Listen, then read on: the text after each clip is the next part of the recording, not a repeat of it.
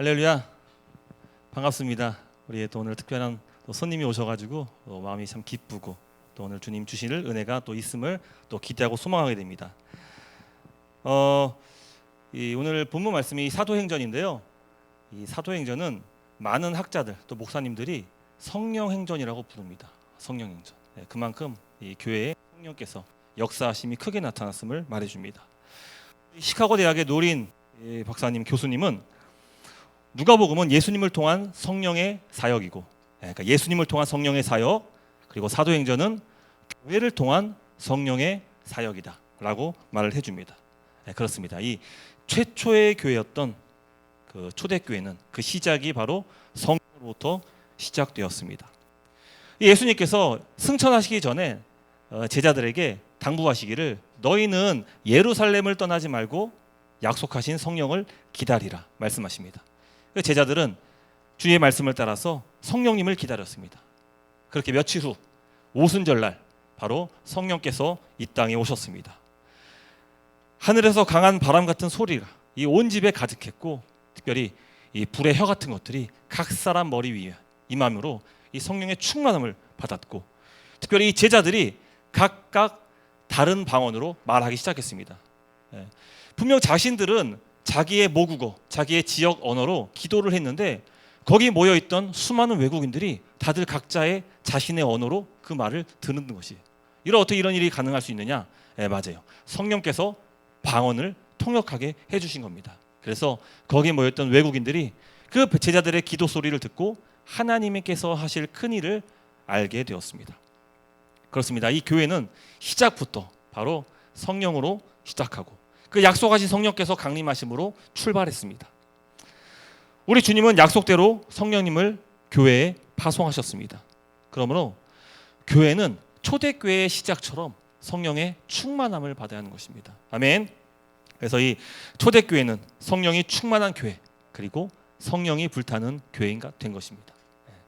우리 산이의 교회도 시작한 지 얼마 되지 않았지만 이 같은 성령의 충만함을 받은 성령이 불타는 교회가 되기를 간절히 소망합니다. 그래서 오늘 이 성령이 역사하시는 교회의 특징 3가지를 함께 나누기를 원합니다. 첫 번째인데요, 성령님은 교회 회개운동과 함께 성령을 선물로 주십니다. 이 베드로가 성령의 충만함을 받고 설교를 했어요. 근데 이 설교는 사람의 설교가 아니에요. 듣는 모든 사람들이 다 말씀을 듣고 두려웠고 떨었다고 성경은 기록합니다. 그리고 탄식하는 거예요. 우리가 이제 어찌할꼬? 이 말씀을 들으니 이제 우리가 어찌할꼬? 그때 사도 베드로가 더욱더 강력하게 성령의 음성으로 말하기 시작합니다. 38절 말씀입니다. 너희가 회개하여 각각 예수 그리스도의 이름으로 세례를 받고 죄사함을 받으라. 그리하면 성령을 선물로 받으리라.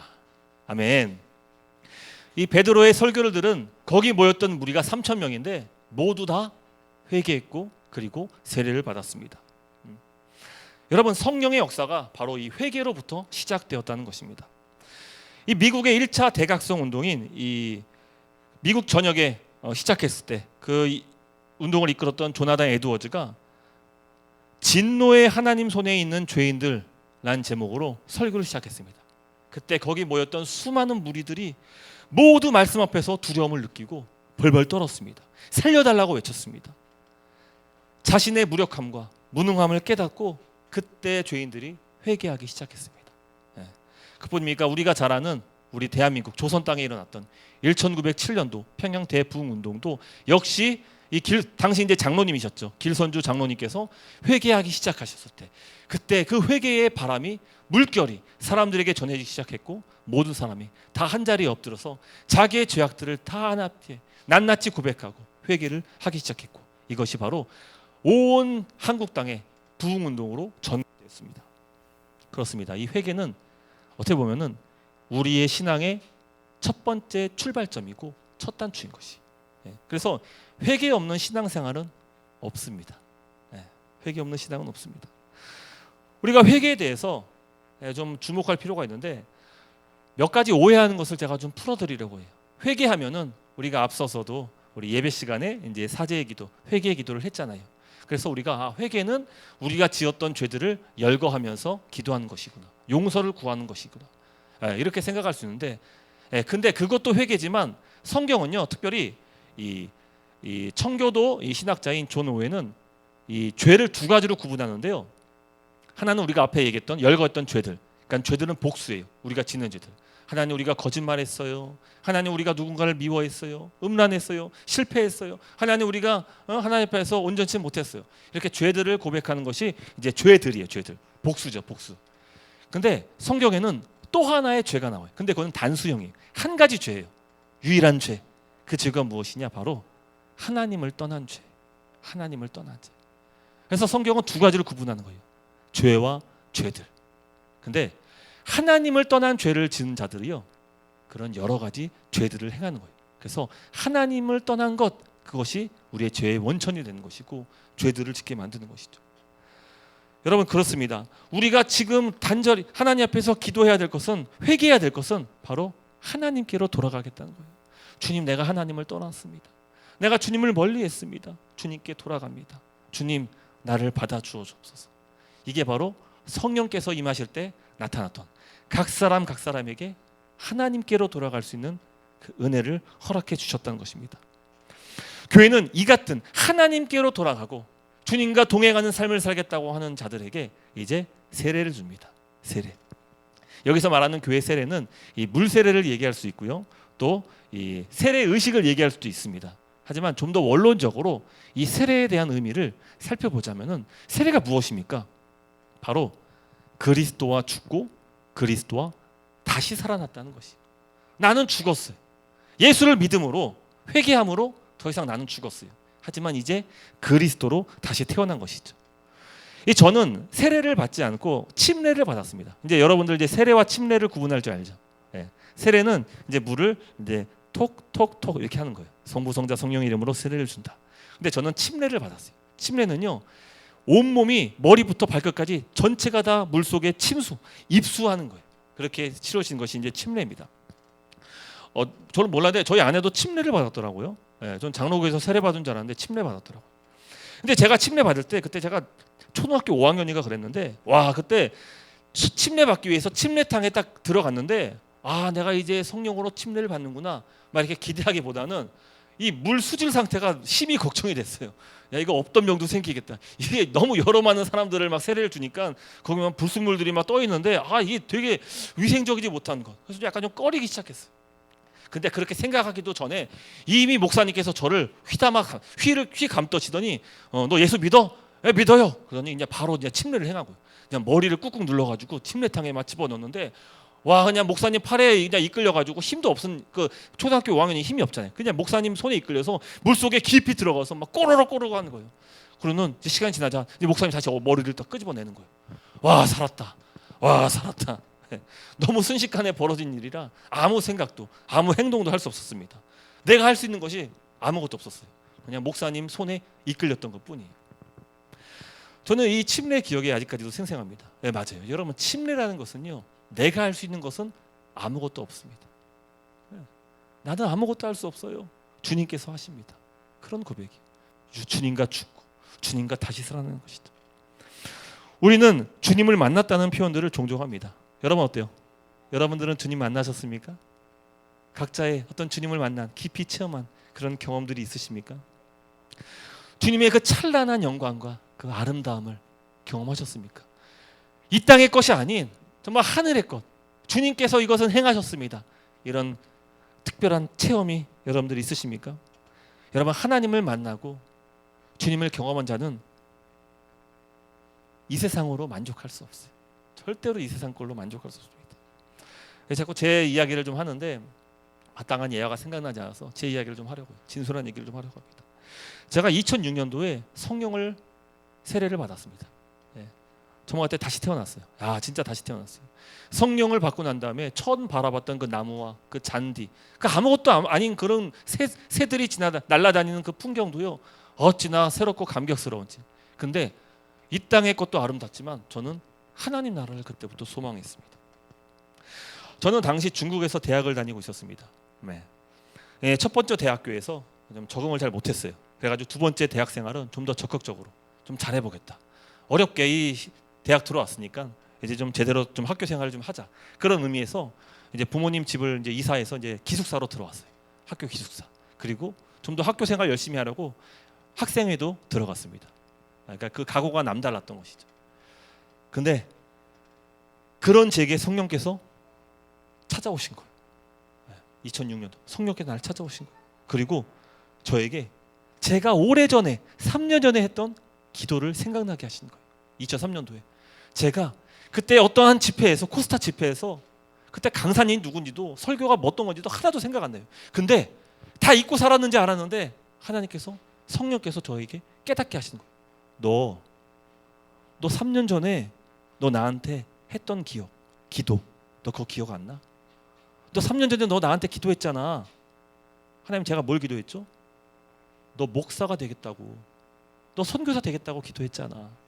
갑자기 잊고 살았던 그 기억을 끄집어내신 거예요. 맞아. 내가 그때 약속했는데. 그때 당시 집회 분위기가 어땠냐면요, 그냥 목사님께서 그냥 이렇게 세우는 거예요. 주님께 헌신할 사람 막 일어나세요. 제가 일어났어요. 근데 억지로 일어났어요. 억지로. 정말 일어나기 싫은데 안 일어나라고 버텼는데 주변 사람들 다 일어난 거예요. 나 빼고 다 일어난 거예요. 그래서 나도 할 수 없이 그 분위기에 휩싸여서 일어났어요. 그러면 고개를 푹 숙였어요. 그럼 목사님 기도 따라하래요. 하나님, 네, 하나님, 목사가 되겠습니다. 나도 모르게 그렇게 기도를 했어요. 그리고는 그 집회가 끝나고는 까먹고 살았어요. 그렇게 잊고 살았는데 3년이 지나고 성령을 체험하고 그때 하나님께서 그 기도를 생각나게 하신 것입니다. 3년 전에는 저는 순종할 수 없었습니다. 저는 억대 연봉을 받은 그런 경영이 되고 싶었어요. 그래서 명문대를 들어갔죠. 하지만 이제 성령을 받고 나니까 더 이상 내 욕심, 내 삶이 보잘것없는 것처럼, 아무것도 아닌 것처럼 느껴진 거예요. 대신 주의 말씀, 주님께서 내게 약속하신, 또 내가 주님께 서원했던 목사가 되겠습니다. 그 꿈을 갖게 되었습니다. 오직 주를 위해 살겠다. 그래서 미련도 없이 내 삶을 포기하고 주의 뜻을 따랐습니다. 여러분, 성도가 회개하고 성령의 세례를 받으면은 각 사람은요, 이제 하나님을 만나고 그 영광 가운데 더 이상 이 땅의 것이 보잘것없이 보여지는 거예요. 아무것도 아닌 것처럼 느껴지는 거예요. 대신 하늘의 것, 초월한 것, 영적인 세계를 바라보게 되는 것이죠. 이게 바로 성령께서 하시는 일이에요. 여러분, 교회는 이 같은 회개 운동과 성령을 선물로 받은 자들, 죄 사함을 받고 세례를 받은 자들이 시작한 것이, 그런 자들이 모여서 교회를 이룬 것이죠. 저는 간절히 소망하는 거예요. 지금도 여기 계신 모든 분들이 각 사람에게 분명 하나님께서, 성령께서 역사하시고 또 임하셨을 수도 있어요.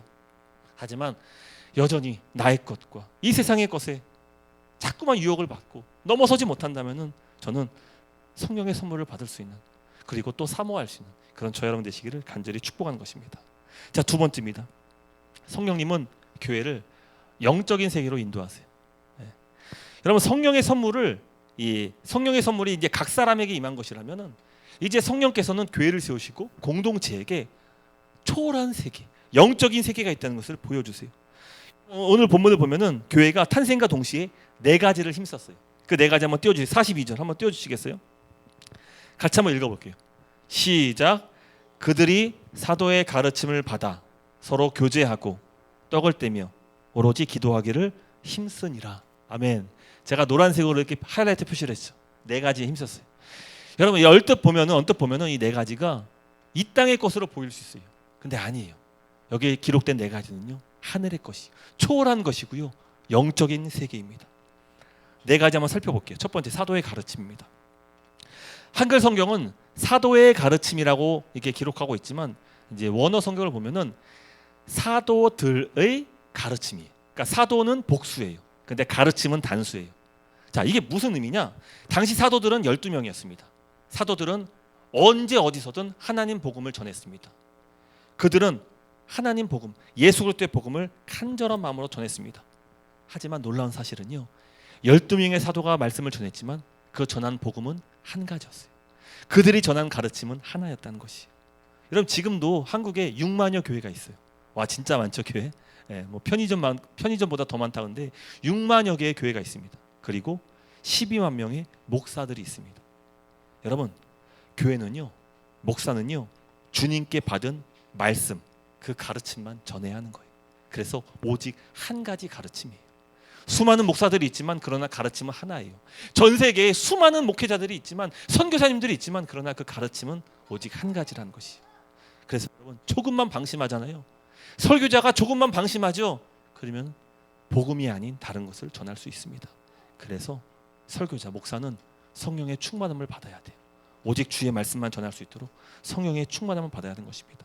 그리고 성령께서 역사하시는 것이죠. 저는요 지금도 몇몇 목사님들의 설교를 이제 유튜브 방송으로 듣습니다. 그분들의 설교를 들으면은 제가 감탄할 때가 있어요. 와, 정말 설교의 대가시다. 진짜 설교 잘한다. 아니 어떻게 이게 설교 말씀을 이렇게 어렵고 복잡한 거를 쉽고 명료하게 이야기할 수 있지? 야, 이런 표현들은 야 진짜 기가 막히다. 어떻게 이런 표현들을 할 수 있지? 막 적어와요. 막 베껴와요. 그리고는 저도 성도들과 함께 은혜 나누고 싶어가지고 이제 그 말씀을 그대로 전할 때가 있어요. 그 내용을 전할 때가 있어요. 근데요, 그렇게 전하잖아요. 근데 제가 받은 그 감동을 나타나지 않을 때가 있더라고요. 예. 저는 그냥 단지 이제 제가 받은 은혜와 감동을 성도들과 나누고 싶은데 하지만 특정 설교자를 따라한다고 성령께서 역사하시는 것이 그대로 행해지는 것은 아니더라고요. 여러분 제가 깨달은 것이 있어요. 정말 볼품없는 설교자라도 그 안에 성령의 충만함과 역사가 있으면은 그날 설교는 각 사람에게 놀라운 은혜가 되는 거예요. 이게 사람의 능력이 아니더라고. 야, 이게 이런 표현, 절묘한 표현들 이런 거 하면은 성도들이 은혜 받겠지. 근데 그게 아니더라고요. 성령이 역사하시면 그날 설교는요, 설교자가 누군지 상관없이, 장소가 어디지 상관없이 성령의 충만함, 은혜의 역사가 나타나는 거예요. 그날은 역사적인 날이 될 수 있는 것이에요. 이것은 감히 사람이 흉내낼 수 없는 것이고 하늘의 것이고 초월한 것이에요. 이 사도들이 가르쳤던 그 가르침은요, 베드로 설교를 보면 알 수 있잖아요. 여러분 그 어부 출신, 그 깡통 출신 베드로가 설교했어요. 근데 거기 모였던 3,000명이 모두가 다 하나님께 은혜 받고 세례 받고 회개했다고요. 어떻게 그런 일이 일어날 수 있어요? 일어날 수 있어요. 왜요? 성령께서 하셨거든요. 저는 우리 산위의 교회 강단에도 이 같은 성령의 역사가 나타나기를 간절히 소망합니다. 설교자의 능력이 아니라 성령이 일하시는 그런 교회, 성령의 가르침들이 전해지는 그런 교회, 오직 주의 복음만이 전해지고 우리 삶의 풍성한 열매, 소망과 믿음과 그 결과 순종으로 이어질 수 있는 그런 설교가 나타나기를 간절히 바라는 것이죠. 하늘의 것인 거예요. 두 번째입니다. 서로 교제하며. 자, 헬라어 원어를 보면은 이제 한글 성경에는 그냥 서로 교제하고라고 했는데 여기에 이제 정관사가 붙어요. 그러니까 정확히 번역하면은 서로 그 교제를 하고, 그 교제, 어떤 무언가를 생각나게 하는 거예요. 그 교제를 했다는 거예요. 교회가 집중했던 것이 뭐냐? 바로 그 교제에 힘썼다는 거예요. 자, 그 교회가 무엇입니까? 바로 사도행전 2장에 기록됐던 오순절 사건이에요. 앞서 얘기했지만 오순절날 성령께서 강림하셨습니다. 교회는 평생 잊을 수 없는 체험을 합니다. 마가 다락방에 모였던 120명 모두가 간절한 마음으로 기도했어요. 여러분, 제자들은요, 누가복음을 보면은 제자들은 단 한 번도 기도하지 않았어요. 제자들이 기도했다는 얘기는 한 번도 없었어요. 그들은 3년 동안 예수님을 쫓아다녔지만, 그러나 예수님께서 그토록 많은 기도의 가르침과 기도의 모범을 보여주셨지만 그들은 기도하지 않았습니다. 그럴 땐 그들이 이제 주님의 말씀에 따라 약속하신 성령을 기다리면서 간절히 한 마음으로 그 자리에 모여서 기도했어요. 그뿐입니까? 모두 마음을 같이 했고 한 가지 기도 제목으로 간절한 마음으로 하나님께 간구했습니다. 그 결과 모든 사람이 하나도 빠짐없이 성령의 충만함을 받았습니다. 그래서 이 오순절 마가 다락방은 한 성령을 받은 사건이에요. 성령을 받은 사건. 거기 모인 모든 무리가 하나같이 똑같이 동일한 성령을 받았다는 것입니다. 그게 바로 그 교제예요. 그 교제. 성령 안에서 하나됨. 저는 이 산위의 교회 시작부터 계속해서 교회에 대한 이야기만 했어요. 교회에 대한 설교만 했습니다. 그리고 우리가 한 몸이다. 한 가족이다. 수없이 전했습니다. 정말 수없이 전했습니다. 한 몸은 우리 노력으로 하는 것이 아니에요. 여러분, 우리가 계속 한 몸 되자 했잖아요. 근데 우리 노력으로 하는 게 아니에요. 안 돼요. 우리가 애쓰고 힘쓰죠? 안 됩니다. 한 몸, 한 가족은 성령 충만함의 결과예요. 사람의 것이 아니에요.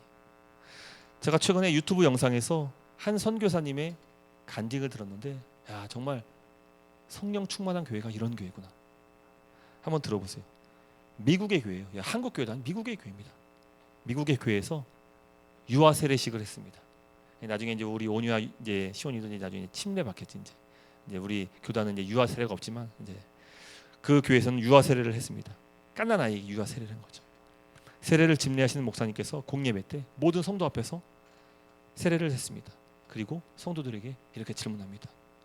여러분, 이 아이가 세례를 받는 것은 이제 이 아이는 우리 가족이 되었고 한 몸 되었다는 뜻입니다. 우리의 자녀가 되었습니다. 교회는 주 안에서 한 가족이기 때문에 이 아이는, 유아 세례 받는 이 아이는 이제 우리 모두의 자녀입니다. 그리고 이렇게 이야기하시는 거예요. 만일 불의의 사고로 이 아이의 부모가 세상을 떠난다면 여기 계신 모든 분들이 다 이 아이의 부모가 되어 주셔야 합니다. 하지만 그 만일이 현실이 됐어요. 진짜 그 부모님이 돌아가셨어요. 목숨을 잃었습니다. 모든 교회가 슬퍼했습니다. 전 교인이 마음 아파했습니다. 성령께서 그 교회에 역사하셨습니다. 한 장로님께서 이제 고아가 된 그 아이를 자신이 키우겠다고 데려가셨어요. 잘 보살펴 주셨습니다. 그뿐 아니라 나머지 모든 성도들도 이 아이가 내 자녀인 것처럼 학교를 보내고 그 뒷바라지를 하고 보살폈습니다. 그 아이가 나중에 커서 나이가 차서 좋은 남자를 만나 결혼을 할 때 그 장로님께서 그 딸 아이의 손을 잡고 결혼식에 입장하셨습니다. 그리고 그 남자에게 건네면서 이제 그동안 자신이 갖고 있었던 모든 그 자녀를 키우는 수고를 덜어내셨습니다. 여러분, 교회가 가족이 된다는 것은 이런 것을 얘기하는 거예요. 말로만 같이 밥 먹자, 같이 식사하자, 이런 정도의 그런 가족이 아니라 이것은 오직 성령의 충만함의 결과. 이것은 사람이 할 수 없는 것이 아니라 오직 하나님께서 하셨다. 하나됨. 가족은 바로 이런 것이. 내 자녀가 아닐지라도 내 자녀처럼 사랑할 수 있는 것. 내 부모가 아니더라도 내 부모처럼 공경할 수 있는 것. 이게 교회 안에서 이루어진 성령의 역사라는 것입니다. 적당한 처세술로 한 몸됨을 누릴 수 없습니다. 여러분, 교회 가족, 여러분 성령이 주시는 감동과 은혜로 우리는 한 몸, 한 가족이 될 수 있는 것입니다. 세 번째, 떡을 떼며입니다. 여기에도 정가사가 붙어서 정확한 번역은 그 떡을 떼며입니다. 그 떡을 떼며. 그래서 대부분 이 학자들은 그 떡을 예수님의 최후의 만찬에 그 성찬을 이야기합니다. 오늘날 교회는 주일 예배 마치고 대부분 식사를 합니다. 그래서 이 예수님 당시의 그 성찬은 식사를 포함한 성찬인데 오늘날 교회는 이제 식사 따로, 이제 성찬 따로 하는 거죠.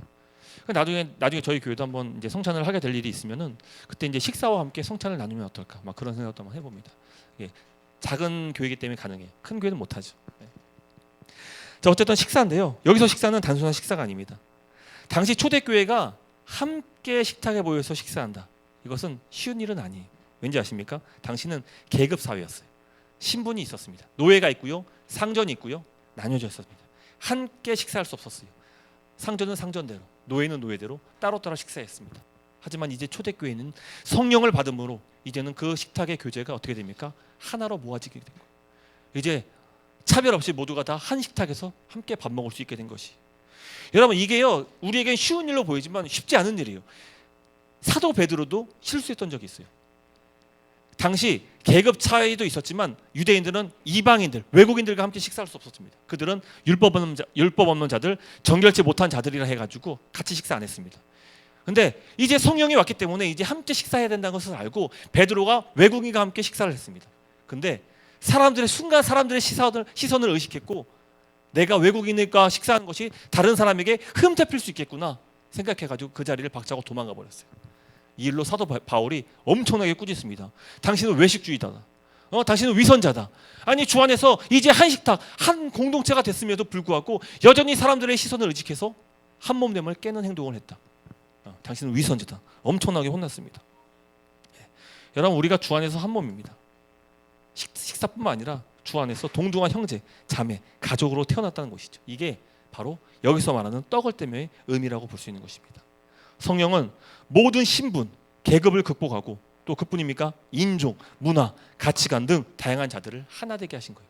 그래서 여러분, 전 세계를 가도요, 우리가 그리스도인이라는 그 이유 때문에 어떤 교회에서든 환영받을 수 있어요. 환영받을 수 있어요.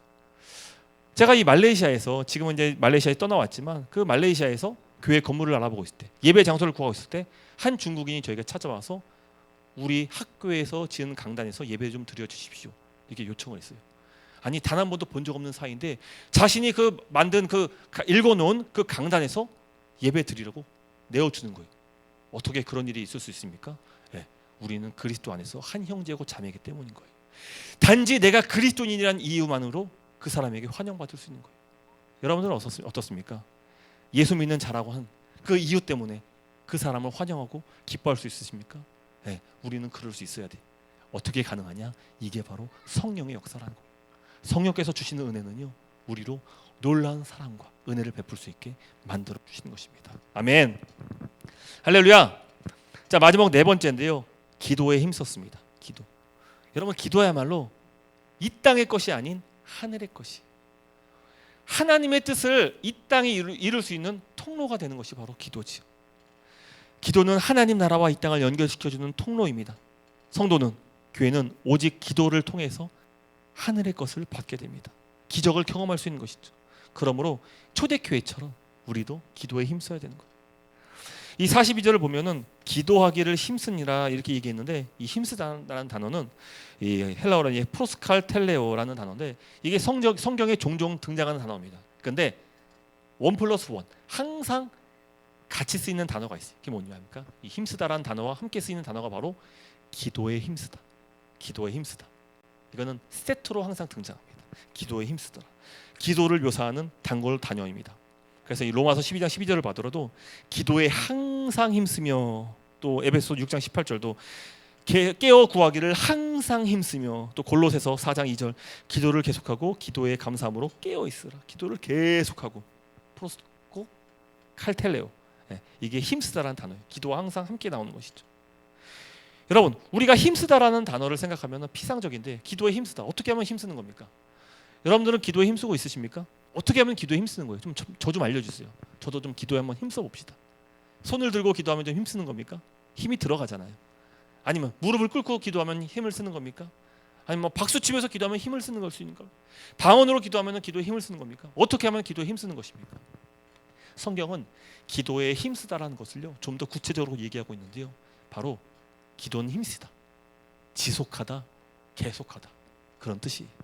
지속하다, 계속하다, 전념하다. 여러분, 이와 같은 기도의 그 힘쓰는 내용은요, 예수님의 가르침에서도 볼 수 있어요.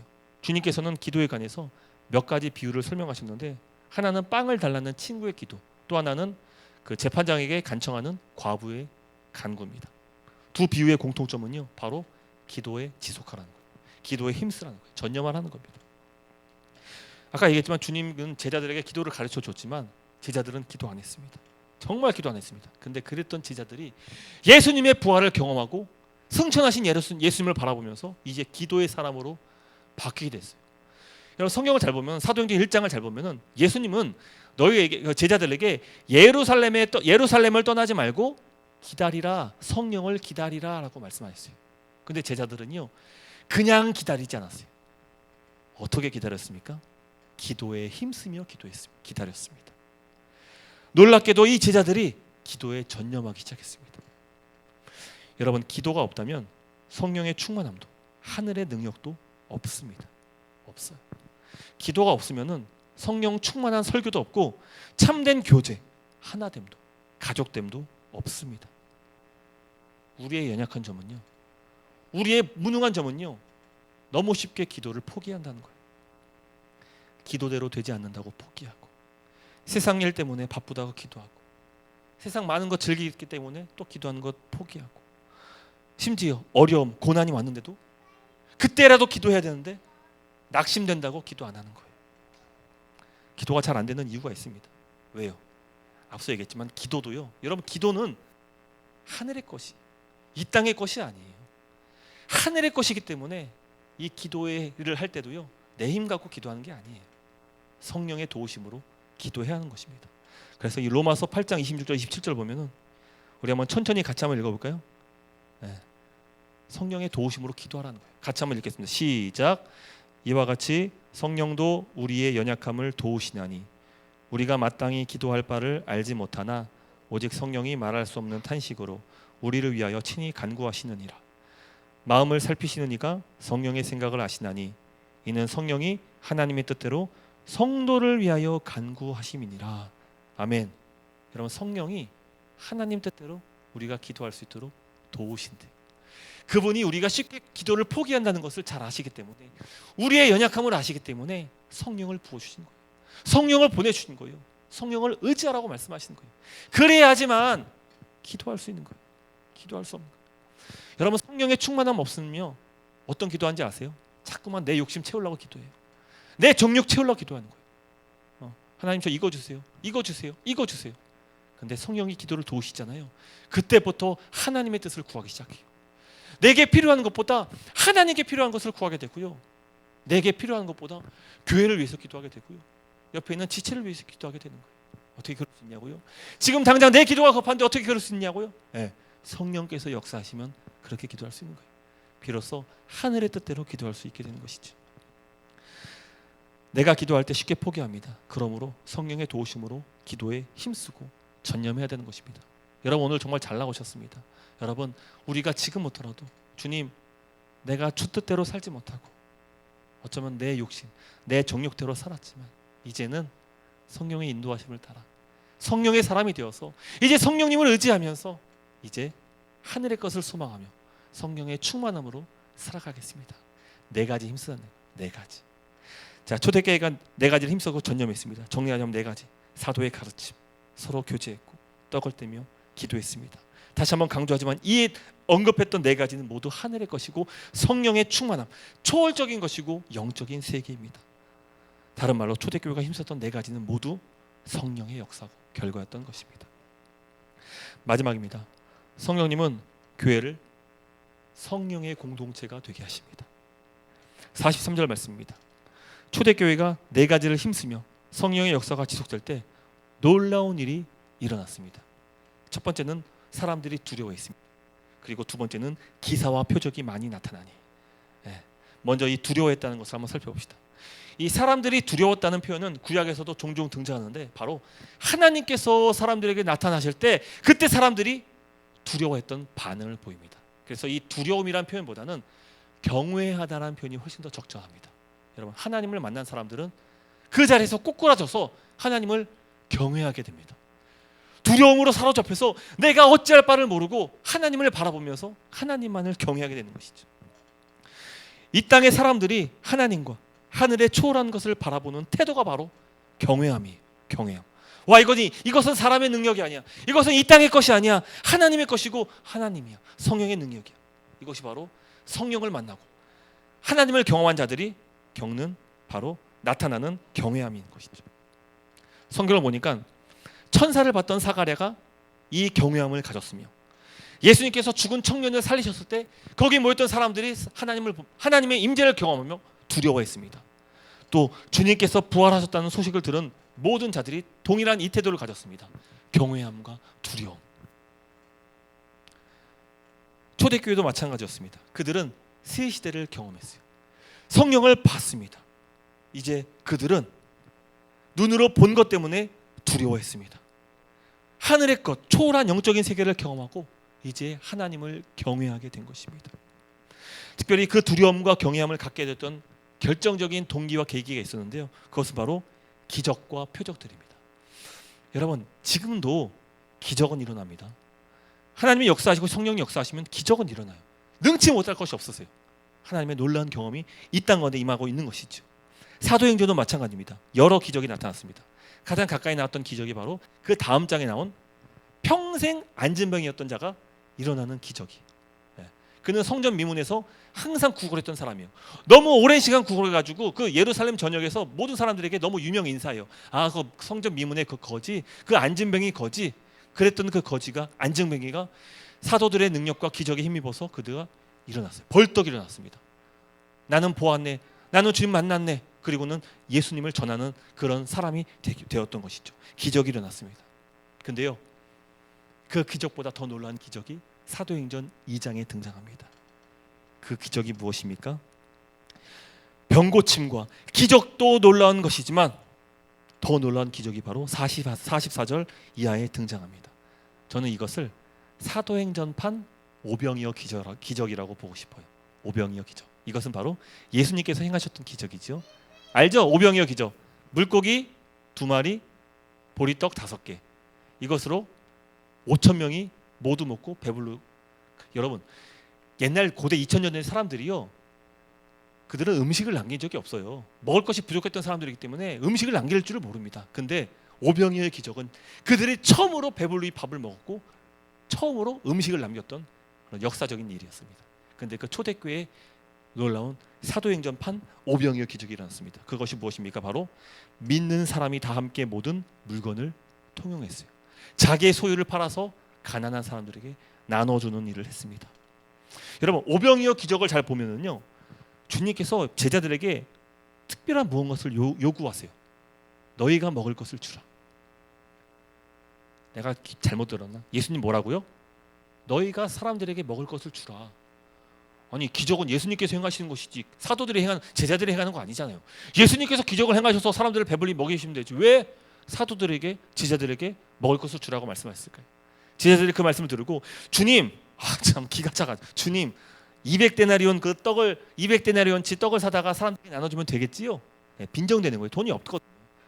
예수님, 제가 가진 돈으로 사람들에게 떡 사서 나눠주면 되는 것이지요. 돈 없는 걸 알기 때문에 빈정되는 거예요. 근데 예수님께서 말씀하신 것이 너희가 주라. 여러분은 그렇게 제자들이 구해온 것이라고는 고작 어린아이가 가져온 떡 5개와 보리떡 5개, 물고기 2마리 뿐이었습니다. 하지만 기적이 나타났죠. 예수님께서 그 음식을 가지고 축사하시고 그 떡을 떼어서 제자들에게 주셨고 제자들이 각 사람에게 나눠줬는데 그 모인 5천 명이 모두 먹고 12광주리가 남게 되었던 것이죠. 음식이 남았습니다. 여러분, 예수님께서 승천하셨고 초대교회 성령이 임하심으로 다시 한번 초대교회판 오병이어 기적이 나타납니다. 예수님 당시 사람들이 가져온 가져온 것이라고는 고작 떡 5개, 물고기 2마리가 전부였습니다. 하지만 성령 충만함을 받은 교회는요, 놀라운 기적이 일어났어요. 교회는 달랐습니다. 모든 사람이 스스로 자원하여서 자신의 모든 소유를 사도들의 발 앞에 내어 주었어요. 예수님 당시 예수님께 사람들에게 나누기 위해서 가져온 것은 고작 어린 아이가 가져온 그 작은 것뿐이었다. 근데 성령을 받은 공동체는 달랐어요. 성령을 받으니까 어때요? 자기의 모든 것을 팔아 가난한 사람들을 위해서 나눠주는 일을 한 것이죠. 사도들에게 그것을 갖다 준 거예요. 사도행전 4장 34절 35절 이렇게 말합니다. 그 중에 가난한 사람이 없으니. 왜요? 이는 밭과 집 있는 자는 팔아 그 판 것의 값을 가져다가 사도들의 발 앞에 두매 사도들이 각 사람의 필요를 따라 나누어 줌이니라. 여러분, 이 같은 기적은 예수님께서 행하신 오병이어 기적을 훨씬 뛰어넘는 거예요. 놀라운 기적인 것이죠. 오병이어는 기껏해야 한 끼 식사를 해결해 줬다면 초대교회는 평생 가난한 자가 먹을 수 있는 모든 먹을 것을 제공해 줬습니다. 이 사건을 본 모든 사람들이, 교회 바깥의 사람들이 두려워했던 것이에요. 하나님을 경외했던 것이요. 이것은 사람의 것이 아니다. 이것은 사람의 행동이 아니다. 이것은 오직 하늘의 것이고 이것은 기적이다. 이거야말로 기적이다. 어떻게 이런 일이 있을 수 있느냐? 있을 수 있어요. 왜요? 성령이 임하시면 그런 기적이 나타났다는 것입니다. 그 결과 이 성령의 기적을 경험한 모든 사람들이 이제 어떡합니까? 하늘의 구원을 소망하면서 주님께 나오기 시작하는 거예요. 그래서 초대교회가 부흥하게 되었다. 성장하게 되었다. 하나님께서 구원받는 백성들을 더하게 하셨다라는 일이 나타나게 된 것이죠. 46절 47절 말씀입니다. 날마다 마음을 같이하며 성전에 모이기를 힘쓰며 집에서 떡을 떼며 기쁨과 순전한 마음으로 음식을 먹고 하나님을 찬미하며 또 온 백성에게 칭송을 받으니 주께서 구원받는 사람을 날마다 더하게 하시니라. 할렐루야. 초대교회는 오늘 설교 제목처럼 성령이 불타는 교회였습니다. 여러분, 우리가 성령에 불타는 교회 하면은 막 찬양할 때 막 기이한 행동을 하면서 막 눈물을 흘리면서 찬양하고, 맞아요. 그것도 성령의 뜨거운 역사죠. 방언으로 막 기도하고, 맞아요. 그것도 성령의 뜨거운 역사시죠. 근데 그 정도가 아니라 하늘의 기적, 이 땅의 것이 아닌 하나님 나라의 것을 이 땅에 부어주시는 역사, 기적이 바로 나타나는 것입니다. 성령이 불타는 교회. 말씀을 맺도록 하겠습니다. 저는 그래요. 이 산의 교회가 성령이 불타는 교회가 되길 원해요. 여러분, 사람의 힘과 능력 갖고는 되는 일이 아니에요. 하늘의 것을 소망해야 돼요. 성령님을 의지해야 돼요. 이제 나는 죽었어요. 그리고 예수로 다시 태어났어요. 여러분, 예수님이 나와 함께 하시는데 뭐가 걱정이십니까? 뭐가 두려워합니까? 뭐가 신세한테 할 것이 있어요? 뭐가 막힌 것이 있냐고요? 뭐가 두려워서 벌벌 떨고 있냐고? 주님이 나와 함께 하시는데, 주님께서 나의 모든 것을 공급하시는데, 이제 하늘의 것이 뻥 뚫렸는데, 이제 하늘의 신비가 우리 가운데 주어지는데 왜 여전히 한 치 앞을 내다보면서, 한 치 앞도 내다볼 수 없는 그 인간이 자꾸 한 치 앞을 내다보면서 두려워하고 왜 떨고 있냐고? 왜 걱정하고 염려하고 낙심하고 있냐고? 뭐가 부족해서요? 뭐가 걱정되세요? 여러분 간절히 소망해야 돼요. 그리고 저는 할 수만 있다면 정말 기도에 힘썼으면 좋겠어요. 무엇보다 우리가 하늘의 것을 소망하면서 하나님 나라와 이 땅을 연결시켜주는 그 통로인 기도에 힘썼으면 좋겠어요. 그리고 구하세요. 담대히 구하세요. 간절히 구하세요. 계속 구하세요. 힘쓰세요. 주님이 역사하세요. 근데 그 기도도 내 힘 갖고 하지 마시고 성령의 능력으로, 성령의 도우심으로. 내가 연약하잖아요. 그때 기도 포기하고 싶잖아요. 절망하고 싶잖아요. 두려워하고 싶잖아요. 하늘의 것을 소망하기보다는 자꾸 이 땅의 것을 바라보면서 낙심하게 되잖아요. 그때마다 염려, 걱정, 근심 이것을 다 내어 던질 수 있는 성령의 도우심을 구할 수 있는 저와 여러분 되시기를 간절히 소망하며, 우리 교회 비록 작은 교회지만 성령의 불타는 교회가 됐으면 좋겠어요. 각 사람 한 사람 한 사람에게 바로 이와 같은 기적과 놀라움 충만한 역사가 나타날 수 있기를 간절히 축복합니다. 할렐루야.